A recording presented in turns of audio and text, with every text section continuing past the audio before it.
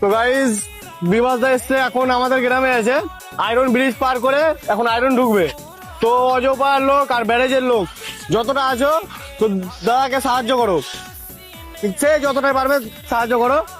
আর দাদার আইডিটা মানে অনেকটাই লো আছে, তো ফেসবুক ইনস্টাগ্রামেও সবাই সাপোর্ট করো।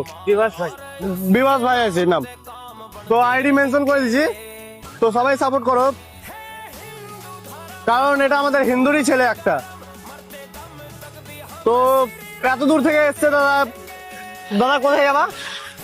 কোচবিহার থেকে একটা দক্ষিণেশ্বর যাচ্ছে। কোচবিহার থেকে দক্ষিণেশ্বর যাচ্ছে।